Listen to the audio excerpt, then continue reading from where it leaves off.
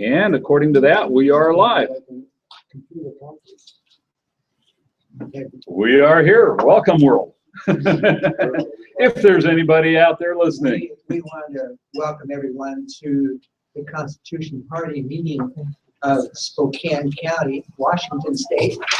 There may be some of you who are tuned in to the live streaming across the nation. We've had people from other places join us in the past. We're not sure who's with us tonight, if anyone. But we want to begin our evening with prayer and a pledge to the flag. I neglected to bring the flag tonight, so we're going to have a picture of a flag on our screen, I think. Yep, we will. Down the raspberry season, but that one's peach, and this is raspberry, in case you wanted to switch it up. Thank you. Thank you. And say hello to the public. Yeah. Yeah, we're teasing our waitress who's from Kentucky. So again, let's stand together. Did you find a flag? We got it right here. Okay. Let's stand and we will do the pledge of allegiance to the flag, and then we'll have prayer. And I'll select someone in a second. I pledge allegiance to the flag of the United States of America and to the republic for which it stands, one nation under God, indivisible, with liberty and justice for all. Amen. Bob Okay. Peck, who is our state chairman, would you lead us in prayer as we begin? All right, I'd be happy to do that. Lord God, creator of heaven and earth, we worship you and praise you and come before you this evening, and we thank you for your presence with us. We believe you. You said where 2 or 3 are gathered in your name, you'd be there with us. So we just receive and welcome your presence, your person, your goodness, your glory and power. And we just ask you for wisdom and understanding this evening, and your Holy Spirit teaching and enlightening us to understand. And we pray that you show us what your kingdom is doing here on earth so that we can get with the kingdom plan, not the man plan, not the politics plan, but the kingdom plan.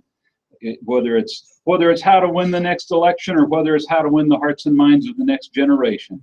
We just seek you to lead us in your plan and in your wisdom at this time. And we just thank you and receive your blessing and goodness and joy and fellowship as we're together this evening. In Jesus' name, amen. Amen. Okay. Thank you. Okay. Okay.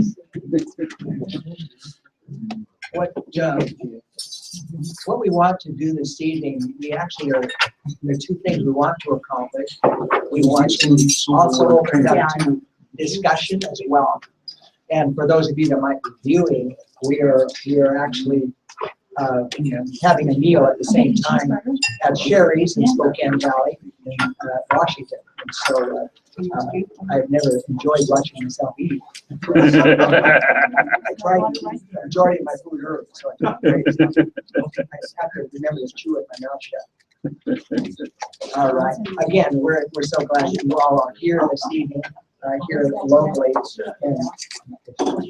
And what we started a few weeks ago looking at the doctrine of the Lessor Magistrate, and that's kind of something maybe new to you, or you're not going to think, what is that about? For me, it was something new until actually Bob shared it with me on an email, and wow, it's good stuff. And so we're going to spend a little bit of time on this, and then what we want to do each month that we meet, we're going to do Constitution classes. And there's a great, powerful series through American Heritage. Do I have it right? Institute on the Constitution. And that present the Institute of the Constitution. And so it's a great series. And some of you may even want to dig a little more deeply and have your own manual and everything, and that's available. And we'll tell you about that a little bit later on.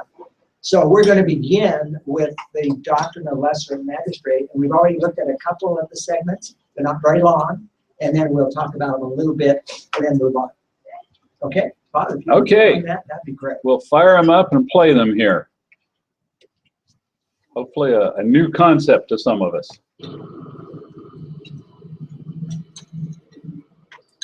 God has established 4 realms of government to which he has delegated authority. They are, number 1, self-government, 2, family government, 3, church government, 4, civil government. Each has its own role, function, and jurisdiction.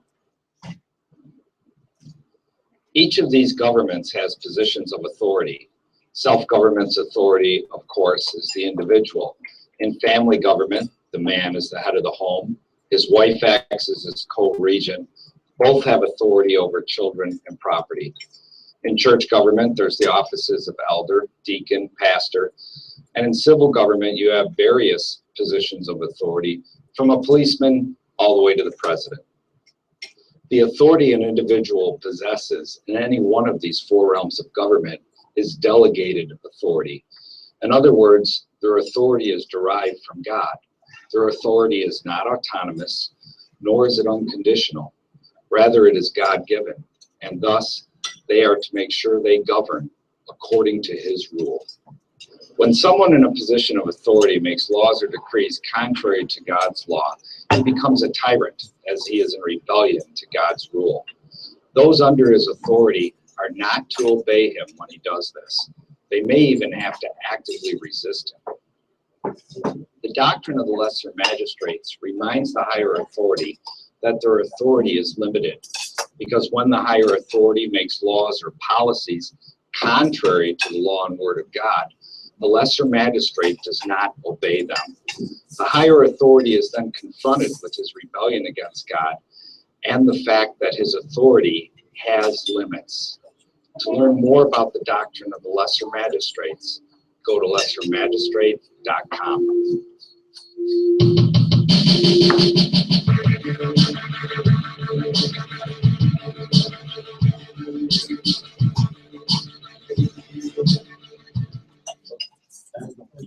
And they're short, so we might just go back to the main menu here and go right on to video number 4. We did 2 of them at another meeting, and so now that's video number 3, and then we'll check out video number 4 here.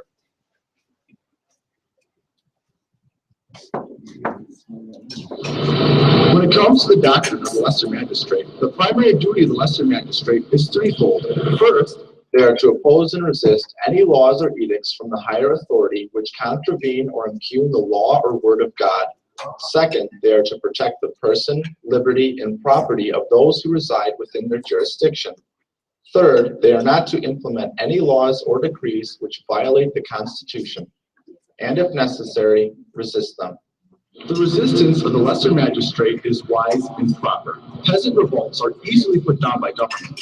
They lack the cohesion and order that is needed to successfully resist tyranny. The following lists demonstrate why the resistance of the lesser magistrate is wise and necessary to resist acts of tyranny against people from the higher authority. 1. Lesser magistrates already possess lawful, God-given authority which they may invoke. 2. Lesser magistrates have been supported by many in their successful bid to achieve office. Therefore, they have an established power base of popular support already in place. 3. Lesser magistrates usually have constitutional precedent and law on their side, so that, in other words, there is some heritage or history to which they can appeal. 4. Lesser magistrates already have access to a public forum by which they can articulate the particulars of the grievances involved. 5.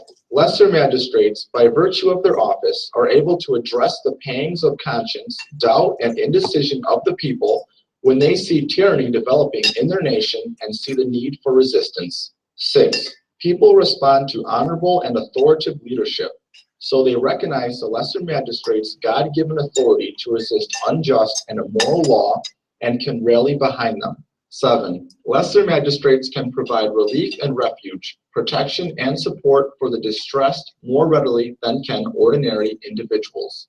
8. Lesser magistrates can strike terror into the hearts of oppressors, flushing them out into the open and exposing them for promoting what is evil, even as they attack the lesser magistrate's position in office and further their injustice. 9. Lesser magistrates have the best chance of resolving injustice without upheaval or bloodshed. A tyrannical government is less anxious to push their oppression if they know that the opposition has the proper leadership and order of the lesser magistrates. 10. God declares a willingness to support such magistrates in their capacity and office, as they represent what God instituted government to be, a picture of true justice to the culture and citizenry at large, and an empowered and proper deliverance against the onslaught of oppression and evil. Lesser magistrates, by virtue of their office, constitute lawful authority. When the lesser magistrate stands up against an unjust or immoral law made by the higher magistrate, he not only protects all those under his jurisdiction, but the nation as a whole. Simply put, the lesser magistrate restores order when the higher authority makes unjust or immoral law. To learn more, please visit lessormagistrate.com.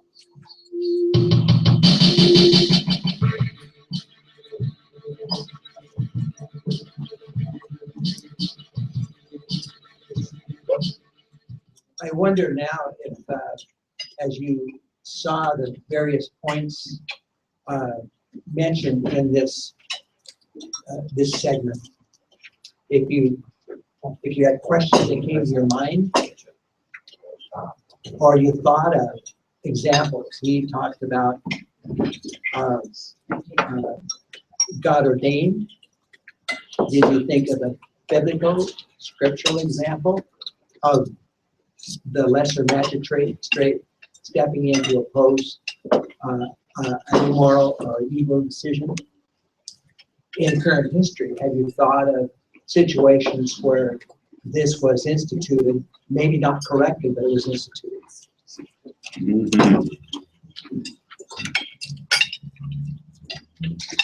I'm not giving all the answers. I'm asking. I was going to say, yeah, I'm waiting for others to give the answer first, but I sure got some ideas. Can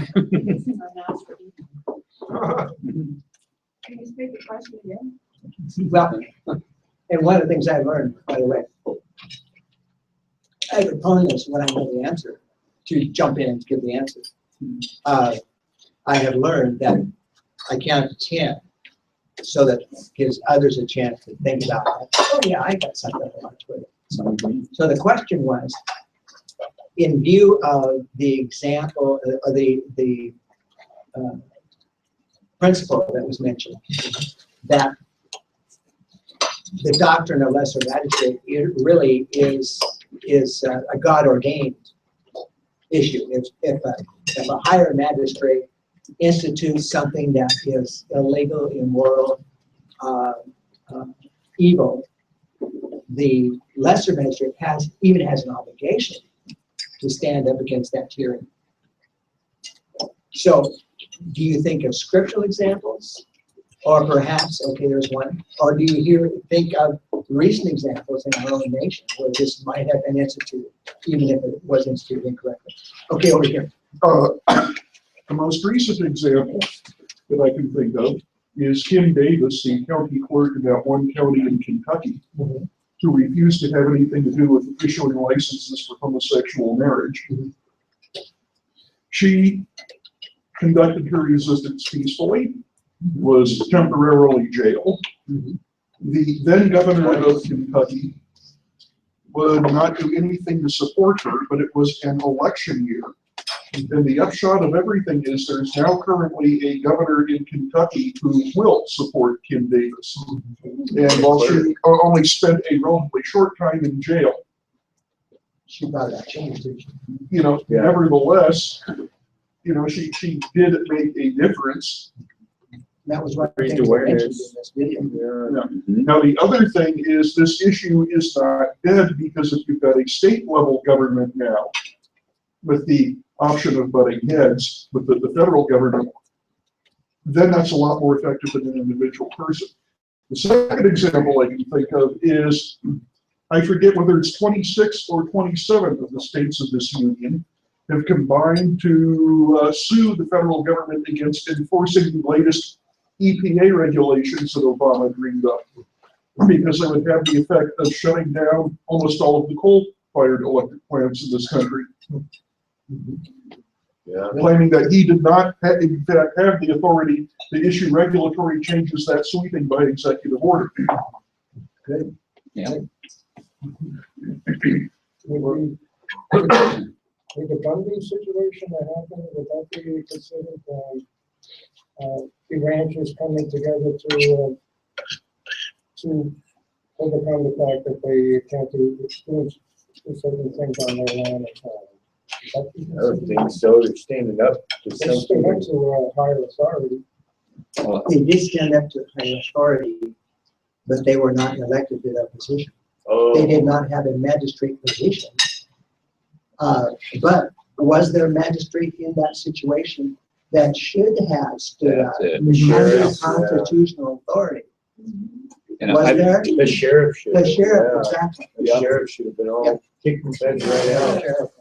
Yeah, he should have kicked the feds out. So that would be partially correct. Oh, yeah, the situation, sure, was right for a magistrate to stand up and say, hey, it's even unconstitutional for the federal government to own that land. Yeah, the water rights. And then they violated their agreements with the ranchers.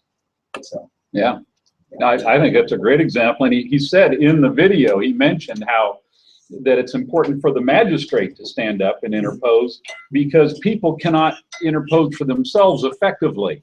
It's hard for the people to stand up to the government, and that's exactly what we found in Oregon.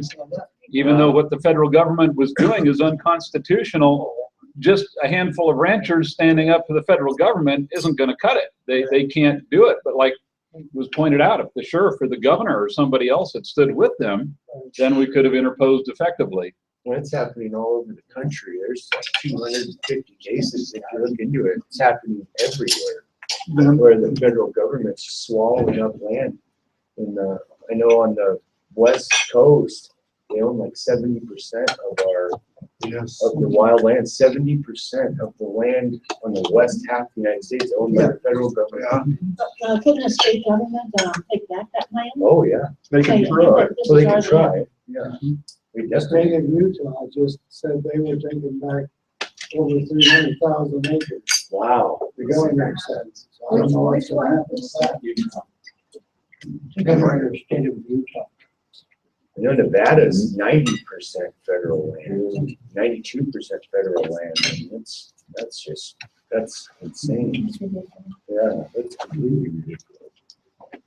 I think the value that is calculated for all land owned by the federal government would pay off the national debt easily, twice. Oh yeah. It's like $50 trillion. then they'd have no money to spend. Yeah. So when you gather all that land, you become, in some cases you gotta, like you gotta use something to China to shut them up, so give a piece of the Rocky Mountains or something like that. On all those lands, you could open cattle ranches, coal mines. I mean, there's so much stuff we could do to be self-sustaining. I think some of the land has been sold to foreign countries. Oh yeah, that's what that Bundy situation in Oregon is. They've already got plans drawn up for Putin to come in and mine the heck out of it. I mean, It's a good point. yeah, I mean, When the land contains resources that are useful, mhm. then they might want to manipulate that. And I know in Idaho, China's got hand in over there too. And I don't, Yeah, in Idaho, on some of the natural resources, I think it's minerals actually, right? Well, mineral resources, but they've got their hand in pretty deep over there. Well, Putin, what is Putin planning to buy? The uranium, Uranium. that land down there is full of uranium. Why don't we keep it ourselves? Yeah, I know, no idea. Yeah, you want to Yeah. the bond gets out. He wants to Then you can have it. Hillary. At any rate, all of this serves to highlight why the death of Justice Scalia is potentially such an important consideration. that was the example I was gonna make, was Justice Scalia. He was standing up for the Second Amendment, and Obamacare. I mean, they didn't even order what's it called? Autopsy. An autopsy. I mean, they just drained his fluids right at the medical examiner's place or whatever. you think there might have been something? Yeah, they found it. They found It a sounds little suspicious, we don't. very know, but suspicious. it sounds Yeah, That's the way they arrested him. bruising. Uh, Who knows? You know. Staying on An the, autopsy should have been done, if only to confirm that there was no inky pinky. To the extent that you rush it through without one, then regardless of whether or not there actually had been anything untoward, it looks that way. Right. And thus you're inflaming Oh, people. it's stupid of them, actually. If I was gonna murder somebody, I'd try to be more careful. So once you're involved, you can't do a, You can, well, basically, if you are involved, you really can't get toxicology results, which could be potentially very important, because there are a wide variety of ways to drop dead for no reason. Having studied under a medical examiner, I am familiar with some of them. But as you start to embalm the body and do other things like that, then any trace elements that might have been left aren't there anymore. So, was he murdered or not? I don't know. All I can say is that proceeding without an autopsy makes it look like there may have been a problem. Yeah. okay, going back to the lesser magistrate issue, and we won't spend much more time on this, because we're going to go to the Constitution class. But is anyone familiar with scriptural examples of somebody using the doctrine of Lessor Magistrate? Good thought. You think of something that, Even though I'm a newcomer, I mean, I'm thinking Ahab and Jezebel. I can't remember the name of okay? the soldier underneath, but he took command of Israel's forces, and he entered Jerusalem and ordered to throw Jezebel out the window. Okay, good point, okay. So he exercised his authority as a lesser magistrate to execute justice. That's right. Yeah. Good example, I hadn't thought about that. when Jesus, the money changer was out of the temple, he was actually a person of the family. And the ones in child were, From a human point, they had a higher position, where Jesus was a rabbi. He was a rabbi, but he was not a priest. From their perspective, I know he's a high priest. Another example I thought of was Saul and the unjust declaration about eating anything during the warfare that was going on, and his son Jonathan had taken forest, and he hadn't even heard the order. And Saul was going to execute him, and the people stepped in that case. In a sense, that was exercising the doctrine of lesser magistrate. There is an example with Saul, who was an evil king for the most part, when he was chasing David, and David had entered the synagogue, and the priest had given him food and so on, and so that priest stood against the higher magistrate. He ended up dying for it, but he stood against the higher magistrate. So there's a couple of go through examples for you. So good. Well, I appreciate it too, how he brought out about it's the duty of the lesser magistrate to interpose when the higher authorities go against God. And we've got that example in the Bible where the apostles, were brought before the authorities, and they said, well, you decide whether it's right that we should obey man or obey God. There's times when you have a choice between obeying a man-made law or obeying God. Exactly. And it occurs to me, when we choose to obey the law of man when it conflicts with God's law, that really is the essence of statism. You're worshiping the state instead of God, because you're saying, well, they've got the state saying this and God saying that. I'm going to go with the state. Well, you're worshiping the state now. Any comments from you, Karen? No, I'm trying to listen and trying to figure it out on the cell phone at the same time. That's not working. Are you in Spokane? No, You're not, okay. I'm heard- sitting in my pickup truck. Oh, Oh, wow. I didn't hear what she said. This is the ultimate test of mobile communications. She's sitting in her pickup truck. Oh, okay. And for those for the new people, Karen is our state party communications director and all-around good person who does all kinds of stuff for our party. So she likes to sometimes join us, and she can monitor other people who might have input that they would like to ask questions. Good.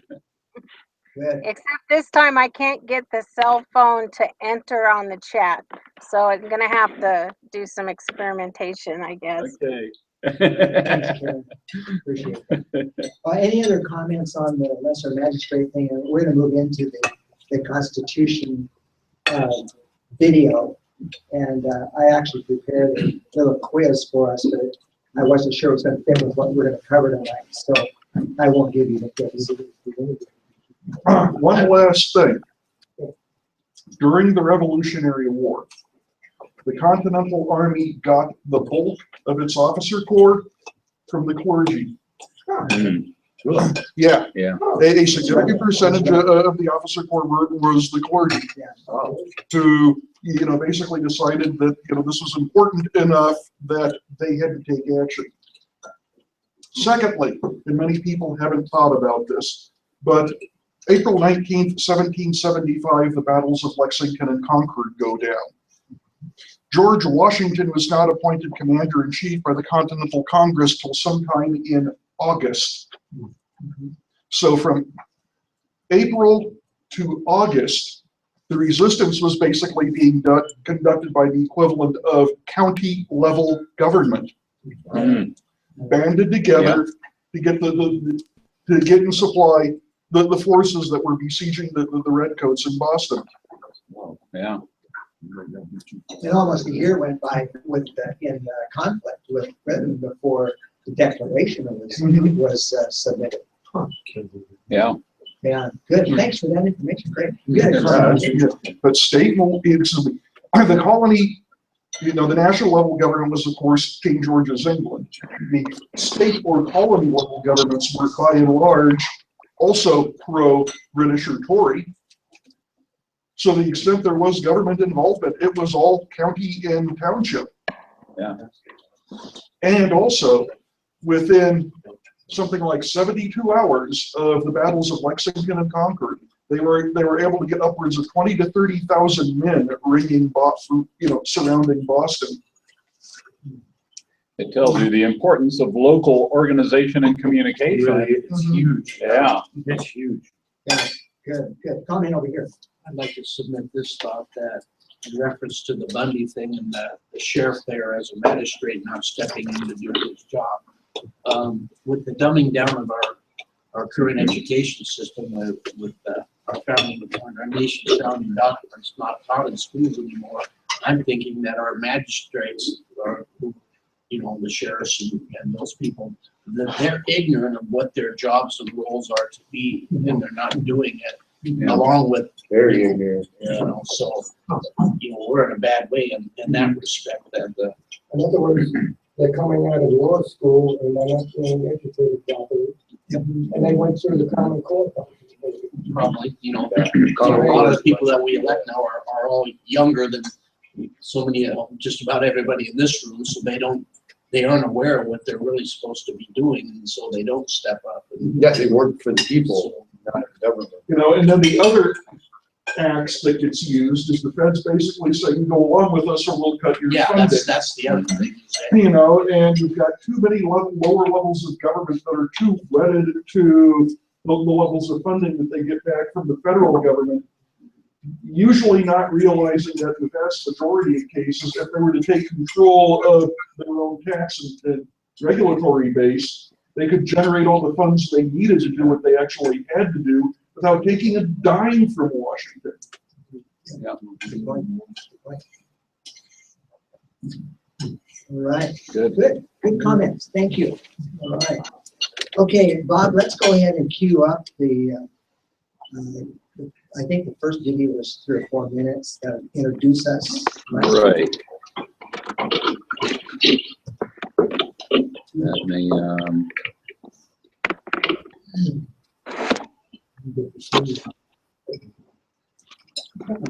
first video.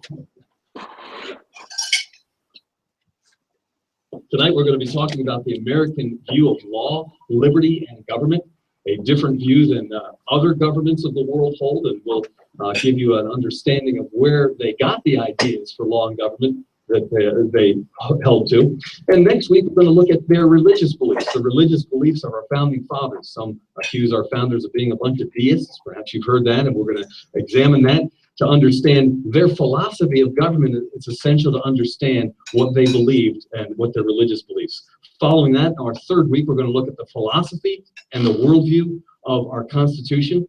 It comes from a specific worldview and a specific philosophy of government that if you don't understand that, and that's a great problem in terms of what's happening today, if you don't understand the philosophy and the worldview, you might misinterpret the Constitution, the Bill of Rights, and even the subsequent amendments. So part of the problem that we have is the philosophy of government has changed, even though the documents remain the same. So they can be misinterpreted. And so it's critically important to understand the philosophical worldview of the Constitution.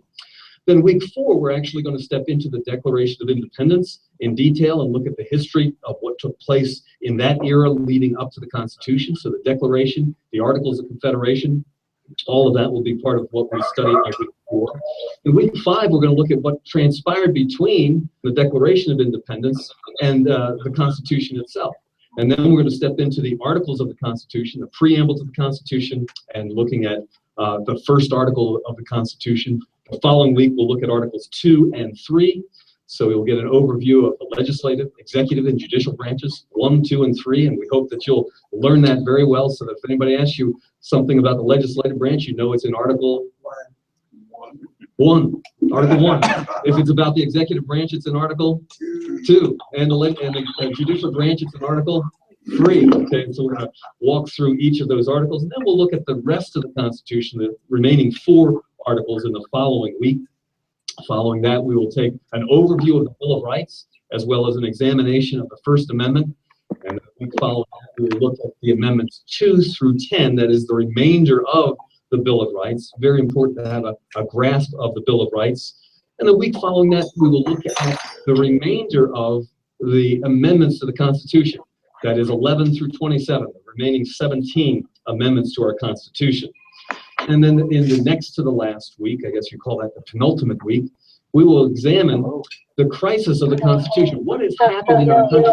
Perhaps you're aware of this, just studying the news and seeing what's going on. What has happened in our country that the documents and the form of government our founders gave us is not being followed almost at all? I mean, you might say in small ways it's being followed, but largely it's being ignored. What's happened moving from our founders' worldview of law and government to something today that is completely different for most people? And then our final week, we will study what it will take to reclaim our constitutional republic. How can we restore our republic? What are some things that you as a citizen can do? What are some things that are options for you? And that week will also be our graduation week. And so we will complete the course on the 24th of November. Okay.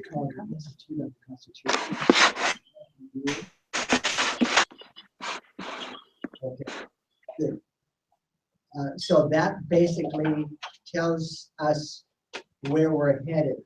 He talks about 12 weeks. That was like 3 or 4 hour sessions. We're not going to be able to spend that much time. But we want to progress.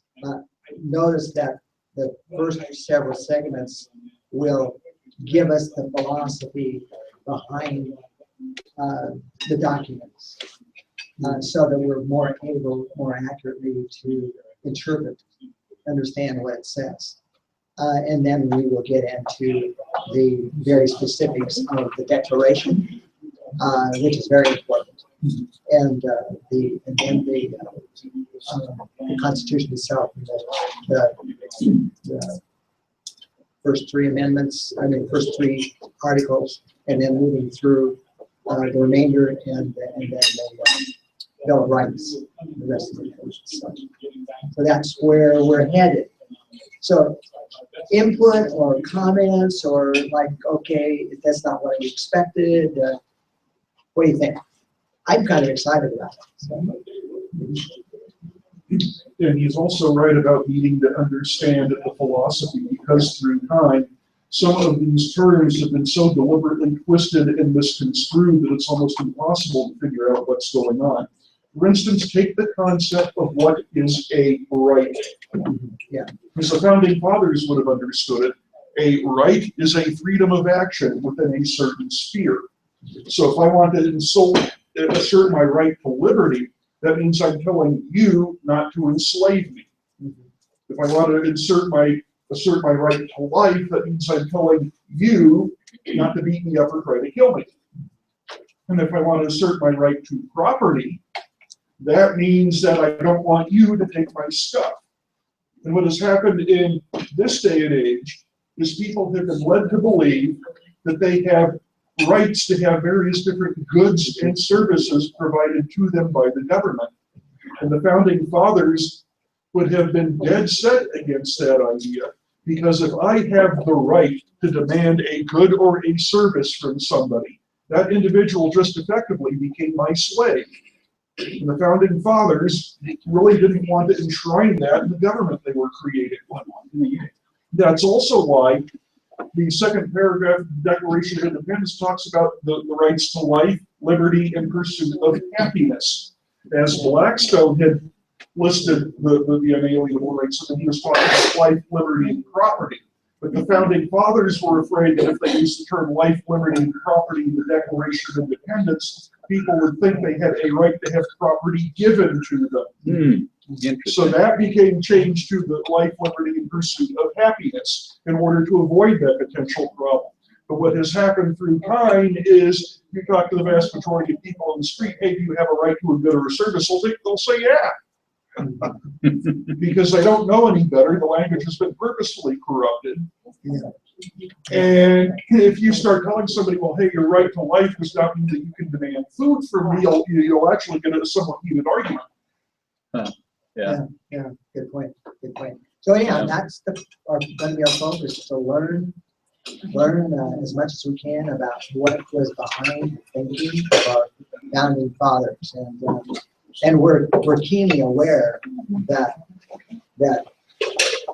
God's hand is in the writing of the Declaration and the Constitution, that this would not work in any other situation. It's God has uniquely blessed America. It's interesting. I in one of my Bible studies, I'm doing a study in the book of Daniel, and it's interesting to notice that from political history, that God worked through the Jewish nation up until 605 BC, when Nebuchadnezzar defeated them, took them and much of the world, put them under subservience to him to pay taxes and so on, and took their prime young people into captivity. It's interesting to note that it began to be what we would call the times of the Gentiles from then on, from government. But it's interesting to notice that the fourth great power, the Roman Empire, really faded into non-effectiveness as a government. It kind of became divided when the Muslims really came on the scene in 1453. And it's interesting that we had that Eastern European influence. It's interesting to notice that less than 40 years later, Columbus discovered America. Yeah. And that there was going to be a change in the way the world was influenced and ruled. And so God's had his hand in that all along. And we're aware today that despite the fact we're fed up with Mr. Obama, we're fed up with the Republican, Democrat politics. We understand that God was in control when he allowed Nebuchadnezzar to take over, Babylon to take over. And God is in control today. Does that mean we shouldn't do what we can do to try to move people toward a godly standard? No, we need to. Yeah, comment. Well, I was gonna say, when people say God is in control, I say, well, yeah, of himself. He doesn't control anybody. But, I mean, he can influence, through their thinking and stuff like that. Allowing you to create. Everybody has his agency. Okay, but God is sovereign. God gave us the exact politics and political leaders that we deserved as a nation. Yeah. He is sovereign. We deserve it. And he was the one who put Nebuchadnezzar in control. As a matter of fact, he told Nebuchadnezzar, he said, anybody that comes against you will be coming against me. Like, huh? This guy was ungodly. Well, until a little while later, when he actually became a believer. But the fact is that God said, I'm going to allow you to accomplish whatever you want to accomplish. And he didn't even conquer the world. He didn't even accomplish as much as Cyrus and the kings that followed him. But God had made the promise to him. So, the thing is that God is sovereign, and you say, well, why would God want to use an ungodly man? Or why would God use me or you? Because he knows what he's doing. Good comments, though. Thank you. The other point about Obama is that I would say that Obama is not the problem, Obama is the symptom. Yes. Everything he has wanted to do has been made possible by the Republican Party leadership, working in concert with the Democrat Party leadership to preserve the fiction that you've actually got two separate parties. But in point of fact, what you have is an establishment clique that's out to beat the snot out of anybody who's not establishment. He also has 40 czars to talk with. And I think those characters are the ones that are really pushing authority. He's just a spokesman. In other words, he meets The puppet, Bob, did Karen have some input for us? I haven't seen her raise her hand, no? Okay. Well, you had talked to her on the phone, so I thought. Okay. Right. Let's go ahead and start that other video, and we're approaching 7:45, so we may want to just play 10 or 15 minutes of it, and let's see if there's a good breaking point. I haven't previewed the videos because we just got the kit. Yeah. And what I want to do is I'd like to print up some stuff next time so you have notes to follow and notes you want to make. And I see you're badly taking notes, Doug. Thanks for doing that. And we'll be a little more organized next time. And so we will continue with a little bit of time on the Doctrine of Lessor Magistrate next time. And if there's a relevant issue that needs to be talked about, we'll do it. We're not just not all. Are we open to invite people to this? Oh, yeah. And we'll see if we can get a little more table space in here. We may have to try and find the location. Which is a good problem for us. Yeah. But if possible, we might want to slip a couple of extra tables in and we can spread out a little bit. Yeah. Okay, next video. Like Ted said, this next video is longer, 55 minutes. So if Ted notices people are nodding off, he might tell me to stop the video. Otherwise, maybe we'll finish it.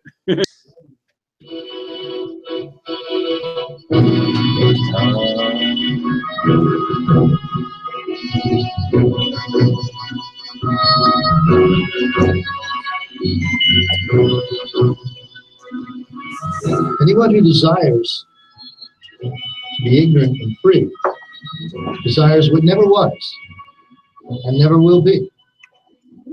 We quote Thomas Jefferson again. I'm going to put it on the board in a minute, but anyone who desires to be ignorant and free desires what never was and never will be. It's a pretty little piece of poetry, but it's also a pretty profound statement. And it's really a good way to start why we're here tonight. But let me come back to that in a minute. Let me first of all, as I began, to welcome you and commend you because you are part of a movement that is very significant in America today. We are, when we study and talk about the Constitution, a lot of times we're called revolutionaries, but we're not revolutionaries. We are really restorers. We see ourselves very much in the same way that the English nobles met King John at Runnymede, and also our founders of America, well, our founders of America in 1620 when they wrote the Mayflower Compact, and our founders of America in 1776 when they wrote the Declaration of Independence. We're trying to restore an order that has been lost. So we're going to be talking not about a lot of new things here, a lot of old things that have been forgotten. So the title of tonight's lecture, Lecture 1, is The American View of Law, Liberty, and Government, Lecture 1 of the Foundations course, and I welcome you to that. Let me also give you a little disclaimer as we come back to Thomas Jefferson. Let me give you a little disclaimer. This program is an outreach of the law offices of Peroutka and Peroutka, which has been operating here out of this building since 1991. My brother and myself, around 10 years ago, we realized that we wanted and needed to know more about our Constitution that we had taken an oath to protect and defend. And so this really started as a self-help, self-study group, and it grew. And now nationally, I'm happy to tell you we've lost count of the number of people who have taken this Institute on the Constitution. Thousands, in the thousands, that has been taught in every state of the Union. But what I want you to know is this is not us practicing law. We're not practicing law by means of this educational outreach, but we sure are talking about it. We're going to talk about the law plenty, but we're not actually engaged in practicing law or helping you with a particular case at this moment. Okay, so that's one disclaimer. You hear that on the TV all the time. The second disclaimer I want to tell you about, though, is maybe more significant. And you'll understand this more as we go forward. It's not our intention here to bring you into any particular political party or to bring you into any particular religion. And I'm defining religion the same way our founders did, as a sect of Christianity. We're going to talk a lot about political parties, and we're going to talk a lot about religion, but we're not trying to coerce you or even influence you to join any particular one, but we're going to talk about plenty of them. And we can't even begin to talk about the American view of law and government. We can't talk about American history without discussing the biblical underpinnings and the religious foundations that our country and our philosophy of government rest on. So with that disclaimer, let me talk for a minute about the objectives of this particular lesson. David gave you an overview of what we're going to be talking about in the 12 weeks, but let me give you a little overview of what we hope to cover. We're hoping that after tonight is over, you're going to be able to understand the presuppositions, and we'll define that word, the presuppositions upon which the American view of law and government is based, and be able to identify these presuppositions actually in the text of the Declaration of Independence. We hope you're going to be able to articulate the biblical purpose of government. We hope you're also going to be able to distinguish that American view that we talked about a second ago, that American/biblical view, from other views of law and government, because there are other views. We hope that you're going to be able to appreciate the basic principles of law, including Blackstone's definitions of the law of nature, revealed law, and what he calls municipal law. We also hope you'll be able to understand the definition of the word Constitution. We're going to just briefly talk about that. We hope you'll appreciate the importance of the study of history to the restoration and the maintenance of lawful government. And also, we hope that you'll be able to articulate the difference between a democracy and a republic. And if you're able to do only that thing, you'll be way ahead of many of the leaders of our country. But Thomas Jefferson said, coming back to him, he said, if a nation expects to be ignorant and free, it expects what never was and never will be. He did that in a letter. It's not unlike what was written in the Old Testament, the prophet Hosea, who said, my people are destroyed for a lack of knowledge. And one thing I think we have to think about is, are we in fact in America destroyed for a lack of knowledge? Are we ignorant of things that we need to know? Do we expect to be free when we are ignorant? Let me show you just a brief film. This is about 3 minutes long. And this is not to throw you into a sense of despair, but to give you an idea of how bad the problem is. And this starts with that question of what kind of government we have. And it's going to touch on, this is to show you kind of where we are in America today. This was filmed a couple of years ago, both in the Baltimore's Inner Harbor, you recognize some of the background, and also in Washington, D.C. So let me ask you if you will give this your attention.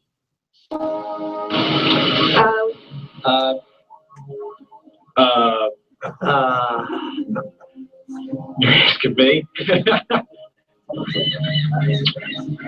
a good question. I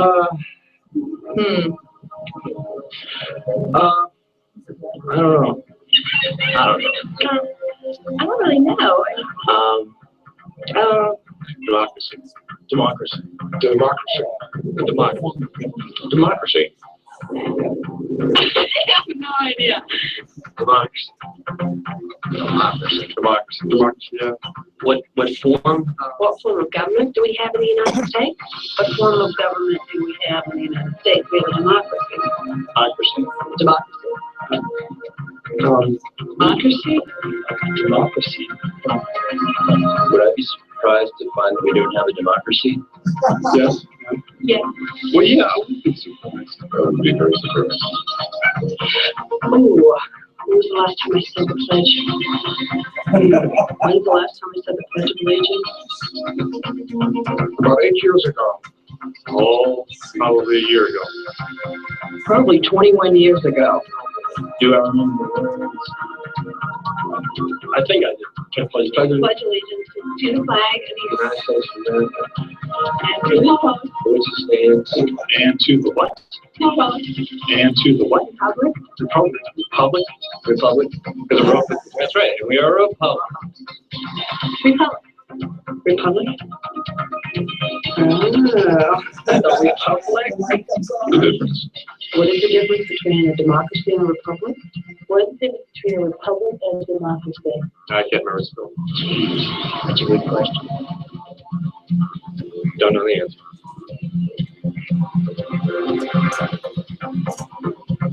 Oh, good Lord.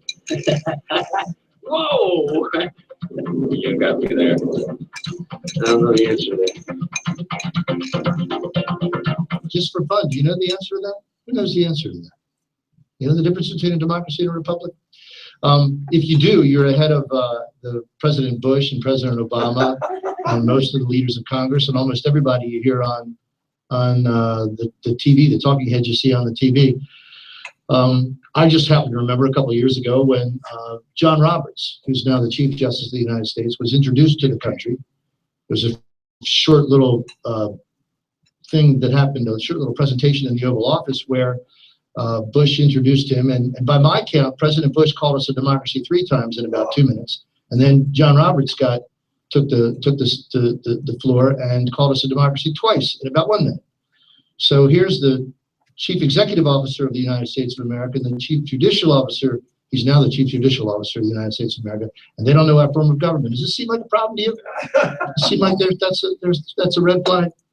Well, to us too. Well, you're going to learn that tonight. We'll learn that tonight. But the idea here that we're dealing with is that we seem to be ignorant of these things, and we sometimes in Institute on the Constitution here use the analogy that we're in a boat, and constitutional government, righteous constitutional government, is dry land. We're in a little boat. We've drifted out to sea. We've drifted very, very far out to sea. Well, and you might argue that we've actually been pushed out to sea. We haven't really drifted. There have been some forces which have that have encouraged this ignorance to happen on the part of the American people. But we're so far out to sea that we don't even see dry land anymore. We don't even see the Constitution anymore. And we've been out to sea so long.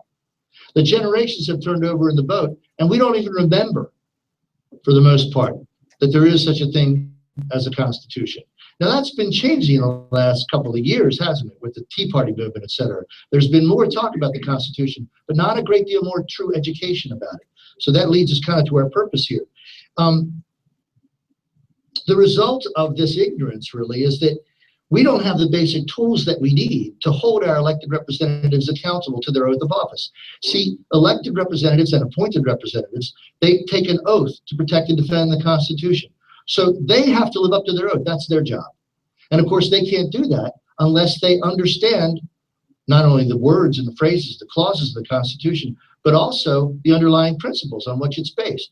So they can't do their job, and many of them have never read the document they've sworn an oath before God, for Almighty God, to protect and defend. Many of them have never read it. And you know that's true. Now, that's them, but what about us? Our job is to hold them accountable to their oath of office. And we can't do that job if we're ignorant as well. So this has consequences. This, as Thomas Jefferson said, you can't expect to be ignorant and to be free. Now, we do believe that we're kind of lost at sea, using that metaphor just a little bit further. But can we uncover and recover the foundational principles of American thinking and believing? Well, we believe here that we can. Thankfully, first of all, the documents still exist. The Declaration of Independence, the Mayflower Compact, the Constitution, they actually still do exist. They're historically still here. They haven't been wiped away by Big Brother yet. But we can still refer to them. So that's one good thing. Also, I think there's still very much oral history that still remains in the United States. We still have a remembrance of what freedom was. And now I think with the Tea Party movements, there's been a great resurgence. People are wanting to learn more about where liberty comes from, where law comes from, the source and nature of both. So we believe that we can recover this, and that really is what we're about here at Institute on the Kind, by way of introduction. I want to talk for a moment about the American view of law and government. And first, we want to talk about the presuppositions of the American view. Now, presupposition is kind of a big word. It's a lawyer type word, but all it really means is the givens that we would agree upon before we even start an argument or start a conversation. There are certain things that we would that are either implied or that are overtly agreed upon. For example, if Michael here, if I heard him in a conversation a minute ago making a complaint, well, he wasn't even looking where he was going. He wasn't even looking where he was going. Well, there's a presupposition in his statement. He's complaining about the fact that somebody wasn't looking where he was going. And supposed in that is that careful actions and prudence are a good thing. That's a value statement that's underlies. It's a presupposition of his complaint. Otherwise, his complaint wouldn't make any sense. He would complain, well, he didn't even look where he was going, and you'd say, so what? Right? So there are certain presuppositions that are in our arguments. Well, we want to talk for a little bit about what the presuppositions of American law and government is. Okay, let me talk about the Declaration of Independence for just a second. Now, the Declaration was a document, the most important freedom document that was ever written. And basically, what it was a list of complaints against the king. For example, I mean, it was a list of grievances against the King of England. Matter of fact, about 3/4 of that document is a list of the 28 grievances they were making against the king. But if the king, think about this for a minute, if the king is the lawgiver, if law is whatever the king says, if it's his will becomes law and is law, then you could list 28 things against the king. You could list 128 things against the king. You could list 8,028 things against the king. You'd still get a so what? What's the difference? That's where you look to the beginning of the Declaration of Independence, where they set forth the presuppositions that made these 28 grievances important, made them make sense, okay? And let's examine what they said. First of all, they had a general presupposition. They said that we hold these truths to be self-evident. Now, what do you have to presuppose to make that statement? To make the statement that we hold these truths to be self-evident, what do you have to already believe exists? Truth. You have to believe that truth exists, that there is such a thing as truth. And as a matter of fact, they said that the truths that they talked about were not only existed, but were self-evident that is, they're not even subject to argumentation. We're not even going to argue about them. We don't even need to set forth the proof of these truths. They're self-evident. And if they're self-evident to you and to me and to you and to you, that means they're objective. They're outside of us on how Donna feels. It doesn't depend on how Michael feels. These things are true regardless of how anybody feels. They're not relative, they're absolute, and they're objective. Okay? And that's so our founders, first of all, said that kind of situation does exist. And do we live in that kind of culture now? Is that universally understood today? I was at a cocktail party a few years ago. It was for a fundraising event. And I got to talking with one of the leaders of the school. We were there, and we got into this conversation about whether or not there was truth, such a thing as truth. He said, well, truth is relative. I said, you mean there's a truth for you, and a truth for me, and a truth for her? And he said, well, sure. I said, are you absolutely, is the statement you just made that there's no such thing as absolute truth absolutely true? See, it turns on itself, doesn't it? And of course, my wife grabbed me and said, they're calling us to dinner, because she's seen this conversation before. She knows how it ends. Anyway, so the first presupposition, the general presupposition, is that there is such a thing as truth. But that's in question in our culture today. That's the point I'm trying to make. Okay. Now, there were 5 specific presuppositions contained. And the first one, they said all men are created equal. Now, what did that state? That there exists such a thing as a creator God, right? Otherwise, the statement's nonsense. And by the way, they didn't say all men are evolved equal, did they? That's a very different thing. They said all men are created equal, which presupposes the existence of a creator God. So think about this a minute. The very first specific presupposition of American law and government is that God exists. Okay? This is exactly the opposite of what's taught in all American schools, right? This is not, and yet it's foundational to American government, okay? They also said that they are endowed by their creator with certain unalienable rights, that among these are life, liberty, and the pursuit of happiness. So what they're saying there is that rights come from that God. So they were saying there is a God, our rights come from him, they're not privileges of government. By the way, they're unalienable precisely because they come from God, precisely because of their divine origin. Now, that doesn't mean that they can't be subverted and oppressed, and you can't be denied them by men, but they can't be taken from you because they're unalienable. Okay, they could be unrighteously denied you, but they are unalienable. So, there is a God, our rights come from him. Then they said to secure these rights, governments are instituted among men. Now, this is interesting because what Jefferson is doing here is telling you the purpose of government. If you ask anybody who's running for office now, very many people in America, they come up your driveway or come to your front porch, or they write you a letter or ask you either for money or for your vote. Here's a question you can ask them. What's the purpose of government?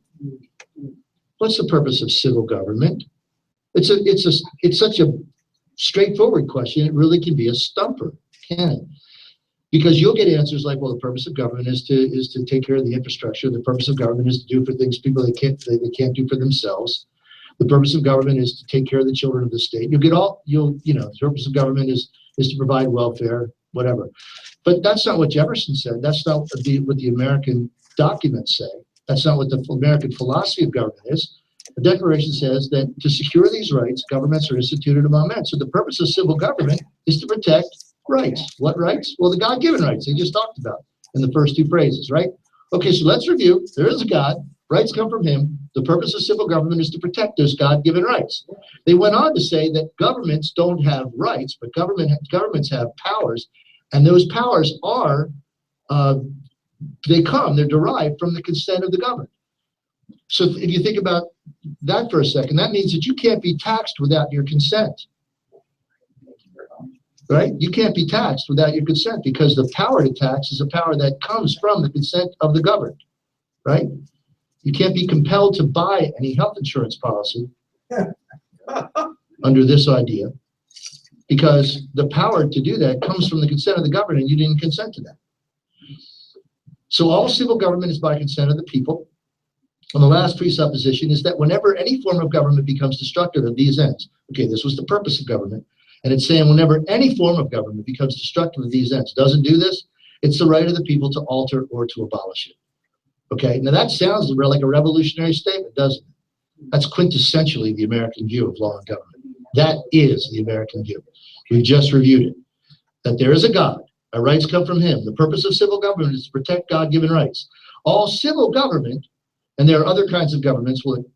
Okay, we just gave a short list, and Ted said maybe we should take a break, or at least see how people feel about it where we're at here. Ted. Okay, well, it's hard to find a breaking point, but what do you think? Do we have a different, a little enlightened idea of what the preamble and the Constitution provides for? Protection of your God-given rights. Yes, yeah. I have a question. When they say all men are created equal, define men. What does it mean by men? As the term was used Mankind. back in those days, they used the male to refer to both. Yeah.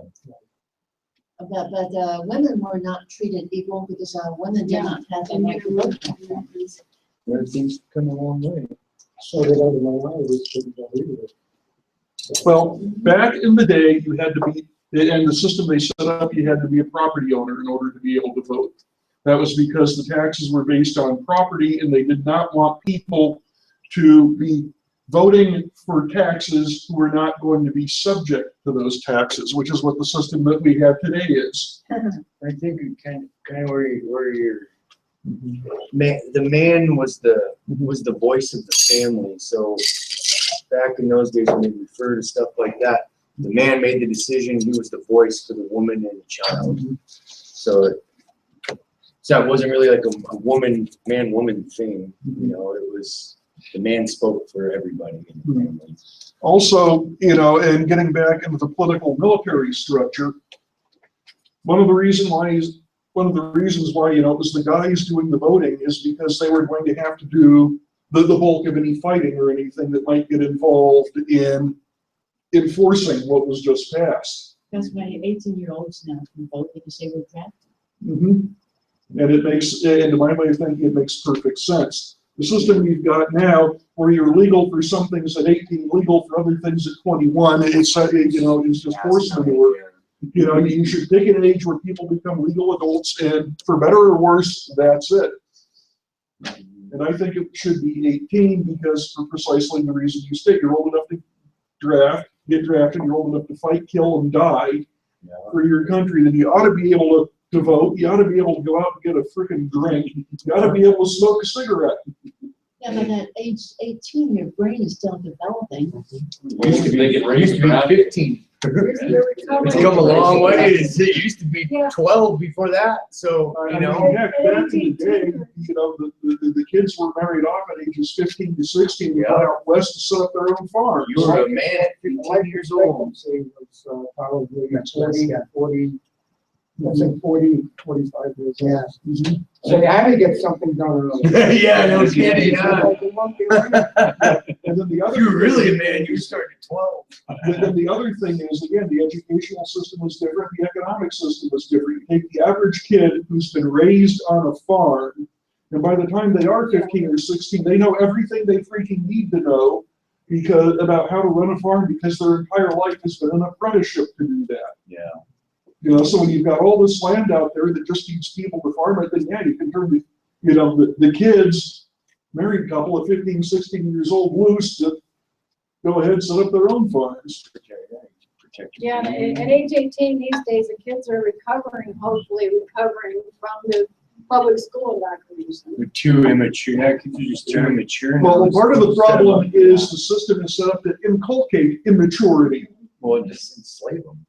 They're trying to make you keep them ignorant, you keep them emotionally immature, and then they're very easy to control. Exactly. A couple of questions for you all, and we could go on a long ways, a long time. I like that subject. And that's good.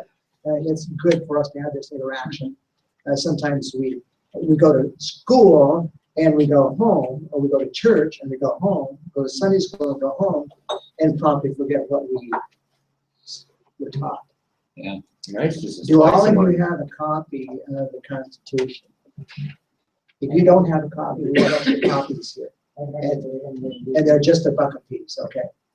If you're interested in the study and a manual, they're available for $35 and they can be ordered online. You can just order and then we won't take the money.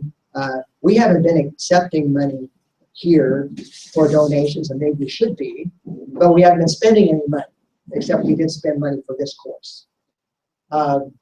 Also, we're encouraging you all to become members of the Constitution Party of Washington. And when you, because you live in Spokane County, when you sign up to be a member of the Constitution Party of the state of Washington, you're also a member of the county party. You can vote then when we elect officers, when we send delegates to the National Convention, which is coming up next month. And it's going to be in Utah, is that correct? Salt Lake City, Salt yes. Lake City, so it's not very far away. It's a, 10-hour, 12-hour drive, like that.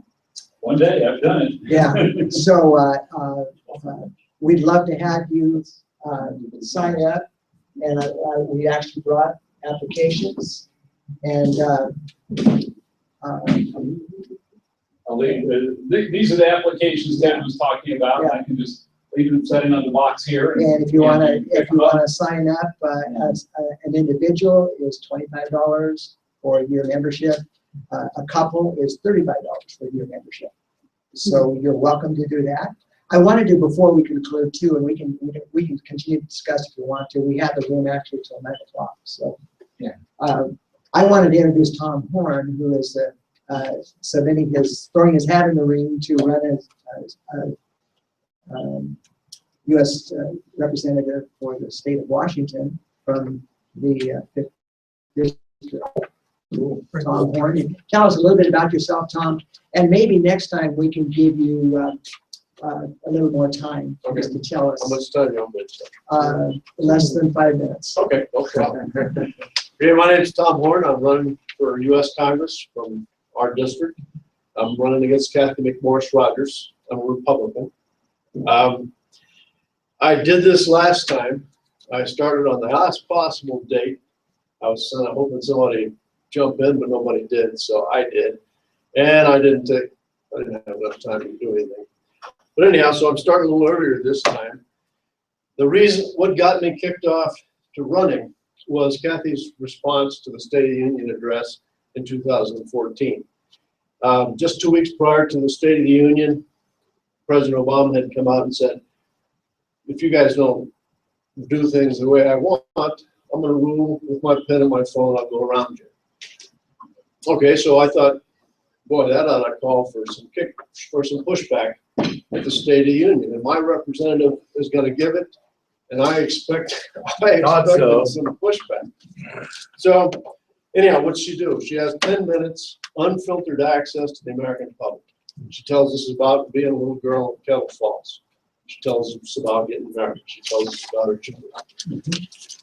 That's for 5 minutes. About American dream, And then for the next 5 minutes, she gives us vision dribble, and about her kids. boilerplate dribble. And then she says, Obamacare is bad. That was it. 10 minutes, unfiltered access, no pushback. And then, so I wasn't happy with that. I was kind of embarrassed, to tell you the truth. Yeah.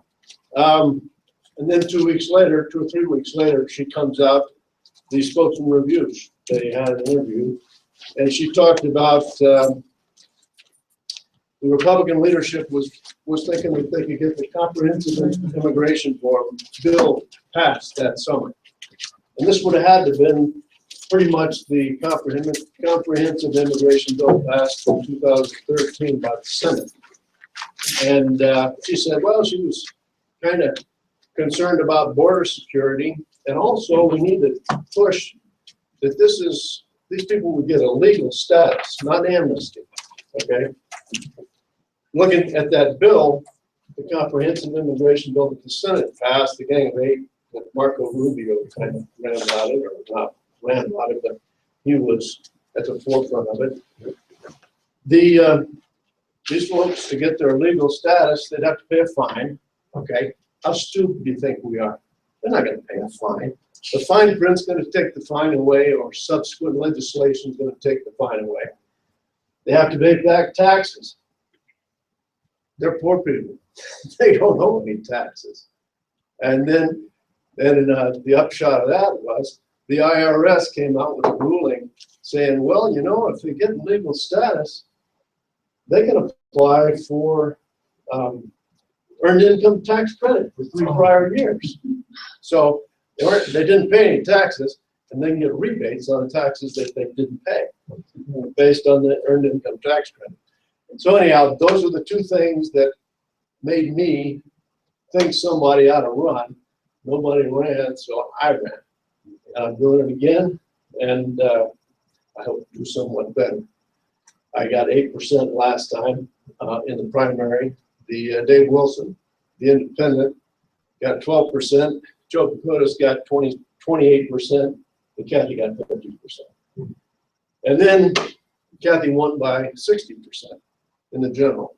This is a 60-40 district. If you listen to Dave Wilson, he's a Democrat. I don't care if he says he's an independent. And if you want some fun, ask him who he voted for in the last election. That'll be fun, a little bit of entertainment. And anyhow, if you like the way the House of Representatives has been run under Boehner, with Kathy deciding for 5 years, well, Kathy's the guy you need to vote for. If you didn't like that, then give me a hard look. Thank you.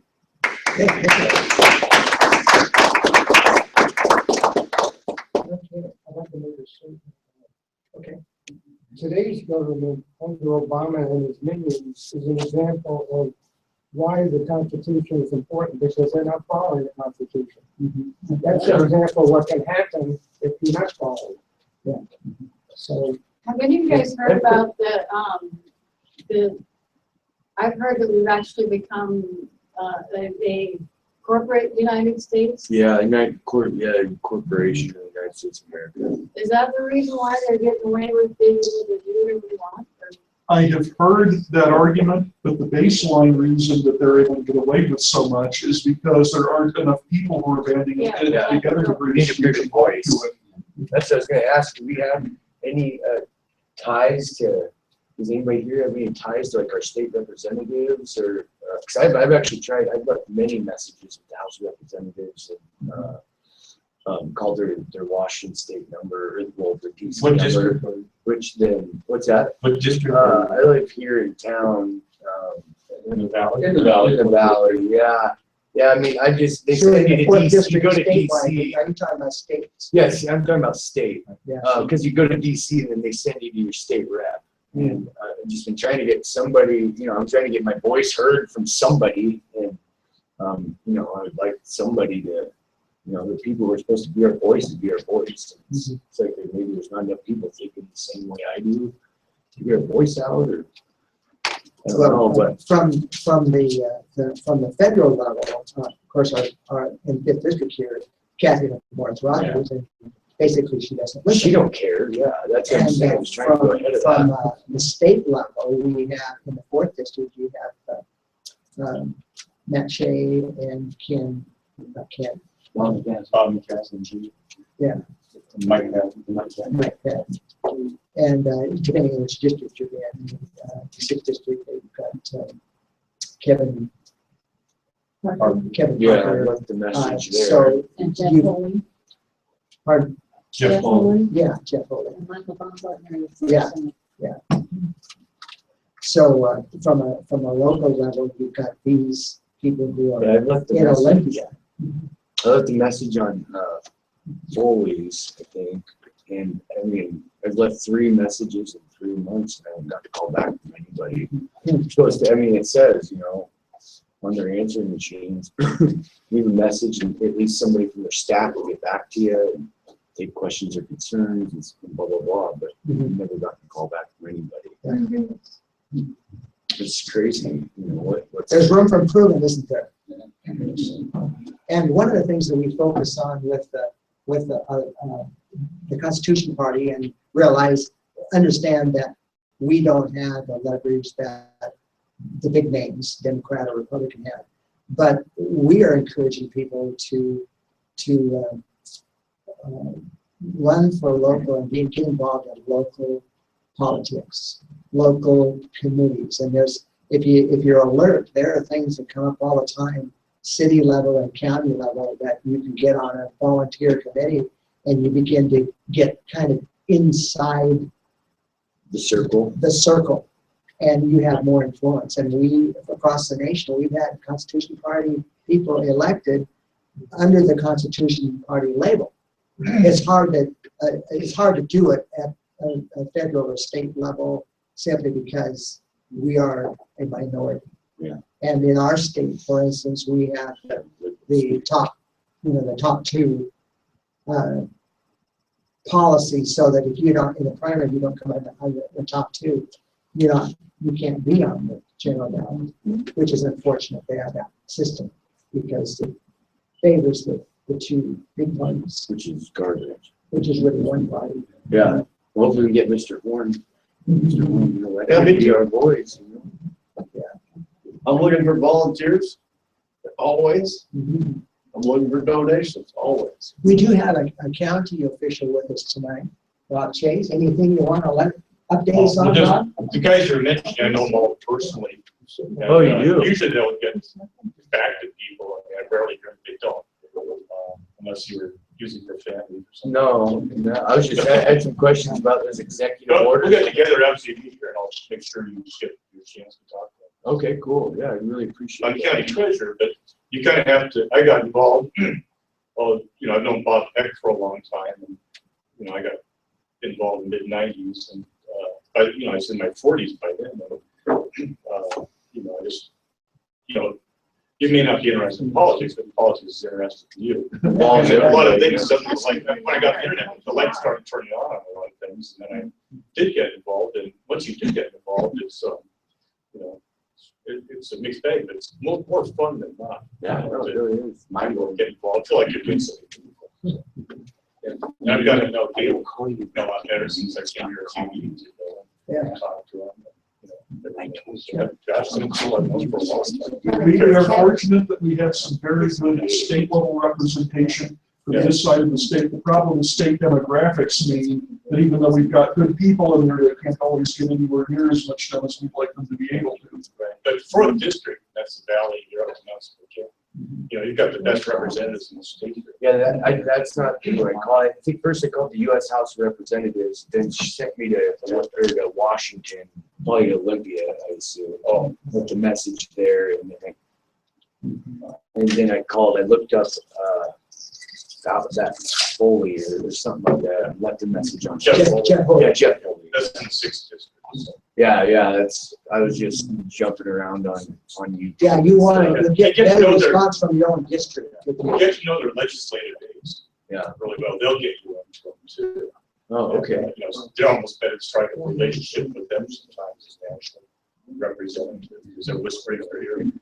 They'll sort a lot of stuff out for me. This is important. We get back to this guy. I've just been kind of getting into. As far as Kathy, I've known Kathy for years, but I finally this year got like a personal visit with her, and it took me 15 years to be able to get up to that level. Wow. Cool.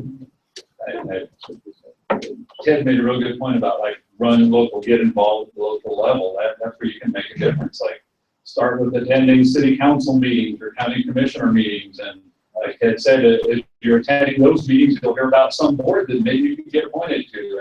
And it doesn't happen overnight, but we've got good proof that it can happen, like Rob Chase here, who I met through our very first presentation of this Institute on the Constitution. It was a different set of videos some years ago. It's been updated and improved a lot since then, but we did that presentation back in, I think it was about 2001 or 2002. Well, 2002, I think, because then I ran against George Nether. I ran as a libertarian, but I met John Bill, and someone said, you talk to John Bill if you're going to give you some mentoring. So I did, and he said, Rob, if you're going to run for Congress, you probably should know which amendment is which. So then I kind of thing, and that's kind of started from there. I'm still no expert on it. I still have to go back and look at things, and there's 50 different opinions on the same thing, but you kind of, it fills you up and get involved in the campaign too. And people love that if you need to put up signs or doorbell form, that will, get you more traction than anything. I would encourage you to when you have opportunity to be involved in open forum things that the legislators. I'm in the third district. All three of my legislators are Democrats, but I was invited to be on the phone town hall type thing they had, and I had opportunity to ask a question. But tomorrow is town hall meeting. Saturday. Yeah. Anyhow, I had opportunity to ask a question relative to the HRC clarification of the opposite of gender thing, use of bathrooms. Mm-hmm. And basically, the two of the legislators responded to me on the town hall and said, we really have more important things to address. No. That's what they said. Wow. That's unbelievable. And it's disgusting. It is disgusting. And they didn't allow me to retort. I asked them a question and then they responded. I just muted them. But, and you need to be courteous, and I was courteous. But the fact is that it would have been nice to ask, okay, take your 7-year-old daughter and send her into the bathroom, knowing that a guy just walked in. I'm having a hard time explaining this to my 7-year-old right now. So anyhow, but involve yourselves in those kinds of things so that you're having input, because you know more about the Constitution and about the Lessor Magistrate and than these guys ever heard of. What are you talking about? You know a lot, and you can have an influence. Understand we're 8:30. If you are expecting to leave, that's okay. If you want to sit and chat for a while, we're gonna end it basically here, but we can continue to chat if you like. Want to remind you that we meet the third Thursday of each month, and we'll meet here again unless you decide we can find a location that has more room. But I think we can maybe ask for a different configuration on the tables and have them sit on the inside. We can get another 6 or so people in here probably. So. And so that'll be St. Patrick's Day. We'll be here next month. And I don't recall the dates of the national meeting. I don't either. It's on our website. It's right at the Senate. Constitutionparty.com. Yeah. But I so that we're not interfering with that. Oh, in April, yeah. But that's in April. Okay, so we'll get those dates too, and you can find it on the internet. And if you're interested in the manual, we'll give you. He's got a copy of the manual there. This is the student manual. There's also a host manual in the box over here. That's for Ted, so he'll know all the answers. You only get the student manual. But if you want to order one, they're $35 on the website. And I'll leave this sit out so you can thumb through it and get an idea of what kind of content is in it. And maybe after, in a day or two, maybe we can send an email and include a link to where you can go buy this and any other resources. Yeah. I'll leave it sit out here.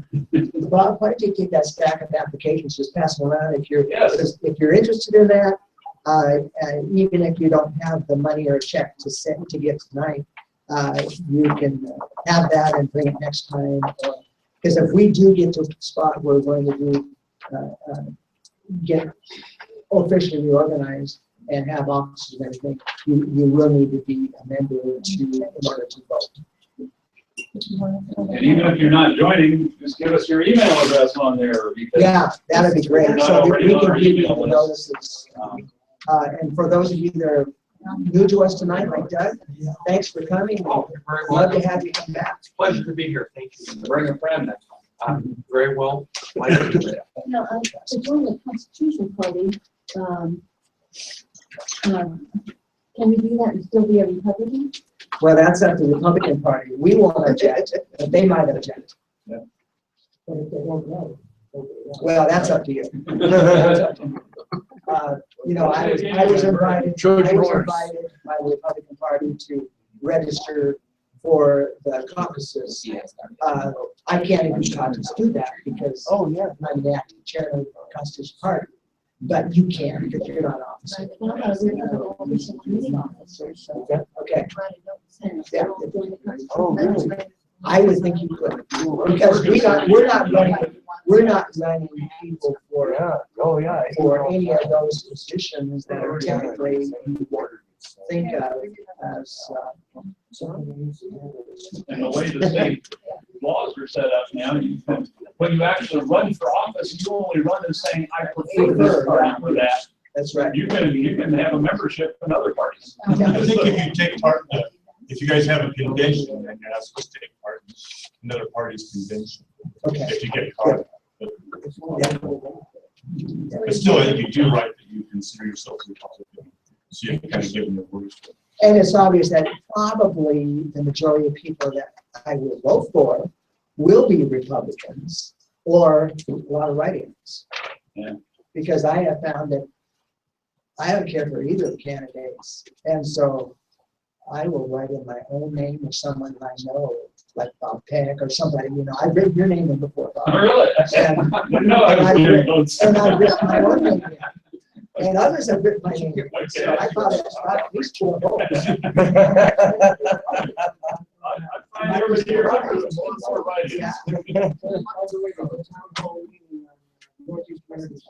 Yeah, I saw that. I'm gonna stop in there. Is it northeast? I thought it was That's with the caucus. Okay. Where's this at? At the Northeast Community Center, which is, Uh, you know what that is? 10 Yeah, it's a.m. on Cook 10 Hill. a.m. to 12. It's for the third legislative district. I mean, and you can go. Oh, okay. Yeah. But you can voice your opinion. And it's the legislators. Third district legislators. Yeah, but Yeah, I got the notice on it. I live out of Beach. it's a socialism. and I emailed them this morning. And asked them why they want to have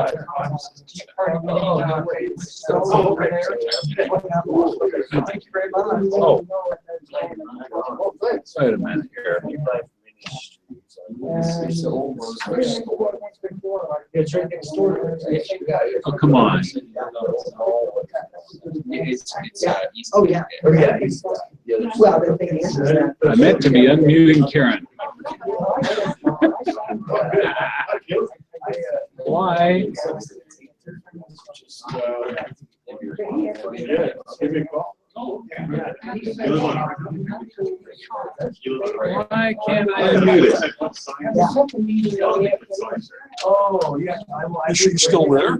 Yes, Karen is still there, and I was going to talk to her, and I had muted her, and I can't figure out how to unmute it. She's still there. Oh, for a minute it showed unmuted. Now it's back. Now I think Karen can talk. Can I talk? Yeah. I just wanted to say hello or goodbye, whichever it is. Well, the April meeting is April 13th through the 16th, Okay. but the actual convention is the 15th and 16th. The 13th and 14th is platform committee. So if anyone was a delegate, they could choose to be on the platform or the credentials committee, and they will meet those days. Okay, thank you. There is registration fees. There is a hotel with special rates available. And all that's on the national website page. Yep. Thank you, Karen. Did you have a question? Yeah, is it $300 a year or just? I'm running like 10. A year. Yeah. Overseen. Yeah, each year. Are you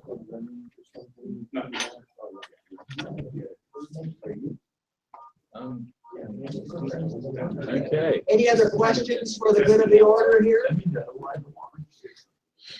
Yeah, one question. Yeah, question over here. There's okay,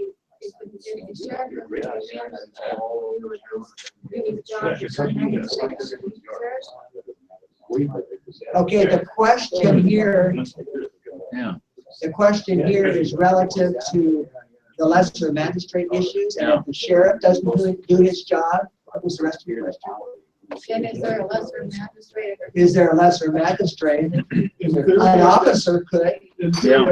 in theory, an officer could, a deputy sheriff could say, no, he could say, Yeah, what's the, Okay. does I got you on the email list, so you'll know about it next time too. Okay. he probably didn't buy an email, by the way. Yeah, because he wasn't elected. Oh, yeah, yeah. But he could, he could stand and say. I seen you wrote back and thanked me for it, and sometimes I spell out more than people ask for, but, okay. Okay. Okay, good, but keep going forward. Okay, any other comments? I think we're kind of. I'll see you around the neighborhood. Oh, yeah. Here, and thanks, I'm glad you could join us. Okay. I just pointed out to my Maybe someday you can join us. I think about you often. I see people. I'm hoping next month. See you. That'd be great. Okay. Yeah, we'll resume the video at 20 minutes. Okay. For those of you that want to know, we'll resume that video at the 20-minute mark. At the 20-minute mark. I need to make a note of that. Well. 20 minutes. 20 minutes.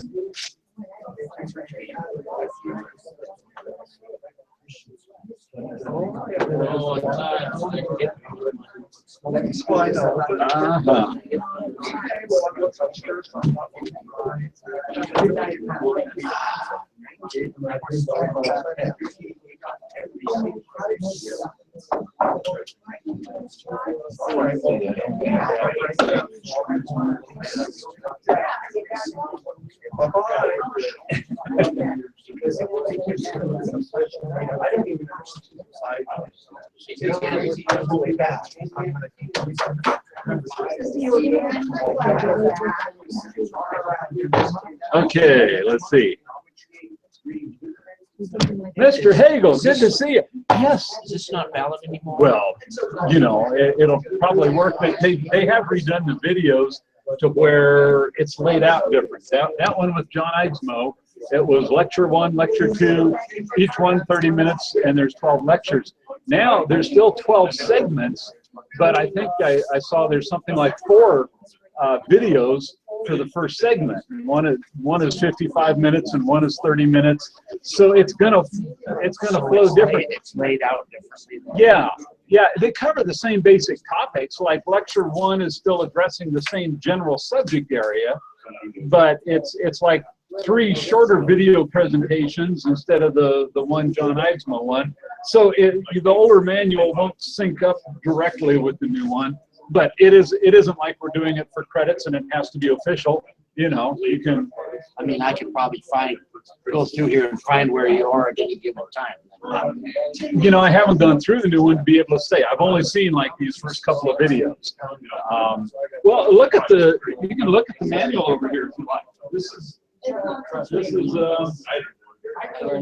the manual for the new one, and you can kind of get an idea by looking at, see, lecture 1. It starts there, and then this was just the introduction that the guy did the overview first. Okay, this is all under lecture 1 yet. This is one video in the outline for it. That's what we're looking at now. We're like in the middle of this one. And then after that, there's another video by this title. And all with Michael? I think so. The first 2 are. Again, I haven't gone through the rest of them. I just got the kit in the mail a few days ago. So this is all still under lecture 1. This is another short video, I believe, here. And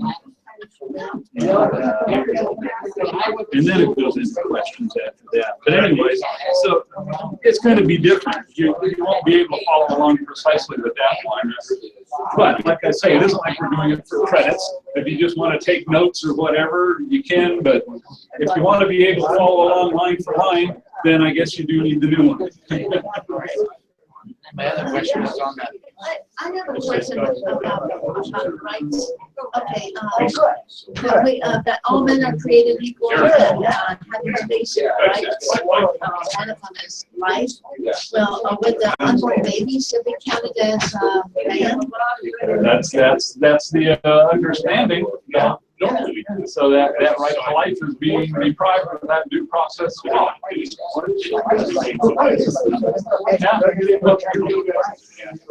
that's the way it's being looked at least by pro-life people. So, My question was on this. And also by the time we complete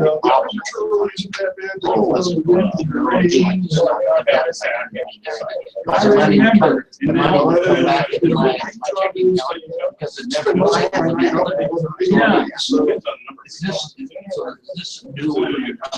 that If I was is to enter that in, then I can start again. that is the current correct mailing address, and that should work. I guess now, see, I'm starting to use online bill paying through my bank, so now I'm starting to understand it. So it might be that your bank has to recognize the person that you're paying to. Like I've noticed when I use bill pay to pay a Vista. Well, the bank knows about a Vista, so as soon as I type AV, it fills it in. Oh yes, we know a Vista, you can pay to them. But then I entered something else once, the water district, Spokane County Water District. My bank didn't recognize them. Oh, we don't know that water district. Some of them did. Like, okay, something happened where they weren't one. So, right where that is, right, just as it is there, it should be recognized and able to be delivered to. Absolutely should. Yeah. So I guess I'll try. We do receive mail there, so that's, yeah, Right. that's all I can say. Give it another shot. I was sending, I was trying to send money local and state. Right. Now this is, yeah, Constitution Party Washington, so that would be the state party PO box. The county one is at the same zip code, it's a different box number. Actually, Linda Brinken goes there once a week or so and checks both PO boxes. And then she sorts stuff out and figure out, you know, whether to pass the check on to who. Yeah, well, but technically they're two different organizations that have different treasurers and so forth. So it's just proper to keep them separated that way. Okay. I'm sorry. Thank you for your persistence. Well, it's important to, you know, the party needs funds. The more money and people we have to work with, the more we can do. It's great to see you again. You betcha.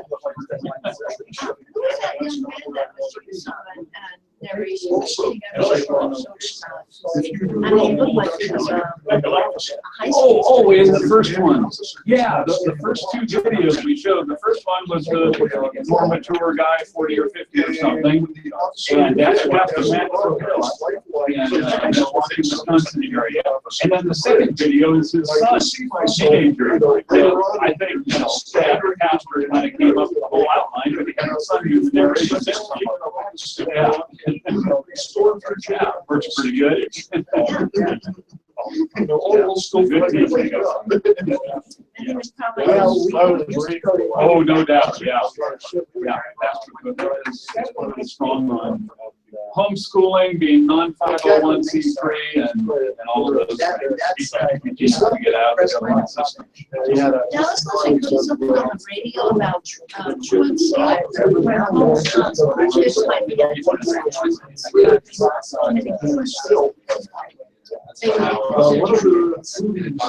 Because they're out on the street during school hours or something. Which, Well, well, Yeah, that's an interesting question, but that gets back to the fact that government has no right in schools and even compulsory education violates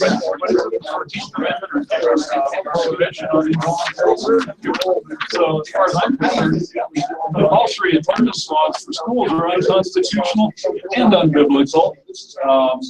But nevertheless, if you're not in school during the day, they're liable to pick you up. Oh, if we can't, we have good interpreters. Okay, excellent. Thank you. Because I would never, ever, I'd rather be dead than be a Democrat. I'm serious. I'm serious. That's right. And I no longer trust Republicans at all. And so, there are a few good ones that I do trust and support. Well, yeah, I put principle before politics. If they uphold the principle, I'll vote for the only one any right party now they- that I really have is Mr. Cruz. Yeah. But anyway, in regards to, I like what I've seen here, so I'm going to join. Thank you. Okay, we will try to make the most of it and use it to. Can't read my scribble, my phone numbers on there. Okay, real good. Got it. All right, thank you very much. Thank you. We appreciate it. Okay, and look forward to seeing you again, I trust. I'll be back in March. It is so cool to meet people who have the same views. You sit at home cussing at your TV thinking I'm the only one left. You know? So anyway, Right. that was Elijah. Said, oh God, I'm the only one left. Yeah. Right.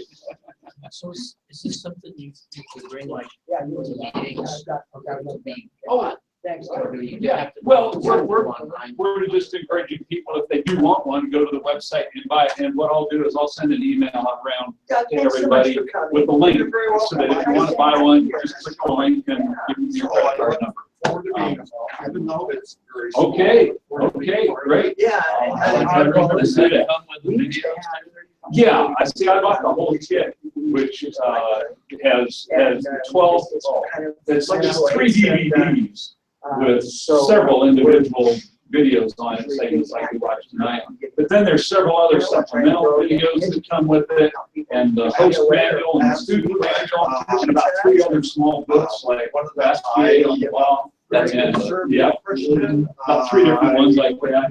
It's a pretty expensive kit. And Yeah. generally both very, very. Like I said last month, Yeah. public schools, And as I call it see, socialized education. I mean, if we're gonna call Obamacare socialized medicine, I don't want to call it socialized education. Yeah, it is. Yeah, as long as we have that order, it's like a pumping machine pumping up idiots. So how did you hear about it? Liberals and socialists. I mean, look at the support that Turner used to it. Yeah. So, A bunch of young skulls full of lunch, they want free stuff. so do I have to? That almost looks like a bird. You know, I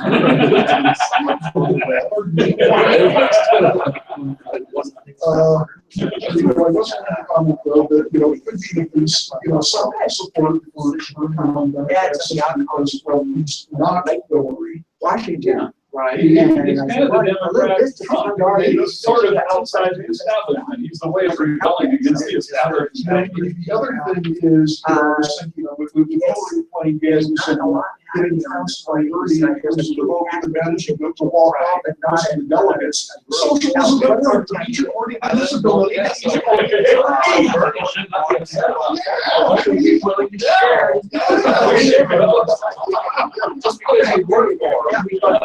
Right? You work, you That reminds me of the story I heard before. This teacher assigned, gave this assignment, they're supposed to do a report on communism or socialism. So this girl was really ignorant about her subject, so she did a really good job on this report, and she got a C. And she was just, He's the one out there. Fred over here didn't do his assignment, so he got that. And I asked him out to both that C. Okay, great. So that's communism for you. Oh, yeah. When you have faith, we will also see fascism represented in the Republican Party, and then no matter who wins the primary, Not so free trade. man will get a nomination. There's a good chance of that. I somewhat that is in the ordinance. Still had some reservations about. Oh, yeah. They find it interesting, but there's still a reasonable chance of the election could come down to Hillary Clinton versus Hillary Because at one point, guys, just got literally what he said. That's Trump. Hillary, we have a trust between Hillary and Hillary Clinton.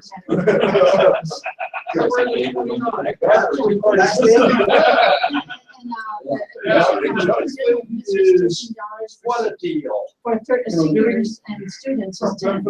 He's a good populist. Maybe he's gonna go to a national, but Bill, if I was $8 an hour or something. And that's a bargain. Oh, yeah. Keep changing. I understand the frustration and why people aren't becoming populist in their mentality, but it's national. Well, the problem is you. I had a birthday this week. And congratulations, the house taken care of. You know, it's like screaming, standing out on the deck of the ship, screaming hard right rudder, and being very, very lucky to get rudder amidships. Yeah, but if you have an executive branch. Anyway, I just want to say, those 16. There's not a whole lot of legislative tradition. Well, you see, the problem is, Thanks for inviting me. is overrun with people who think so you get a good president. No, not necessarily. You have to understand how they do this play. All right. You have to still throw massive bureaucracies. They're trying to figure out just exactly who is responsible for what. Well, we're gonna be doing that. Just secondly, all these guys are, you know, very strict on laws on whether or not they can actually. And that's we can do it online now. So, and then if it ever happens, like, Oh, wow, okay, good for you. Oh. But it's gonna be, this done, Bob, Yes. is this gonna be available as for people to review what we did tonight? Well, actually, yeah, I will be on YouTube, and I plan to put a link to it. And actually, I don't remember if I said it out loud. Maybe we can send an email in a day or two that will include a link to where you can buy the student manual, and it can include a link to the video too. And Yes, he has my form right there. Yes. You need a couple of bigger than a bike.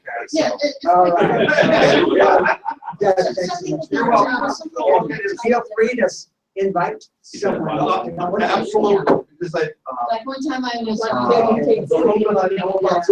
Yeah, you can, I trust you to do that to 10. How's that? Yes. It's just. Did you put the name back in the box? Oh, here it is. Here it is. Excellent. Yeah, that's my. Yeah. All right, thank you.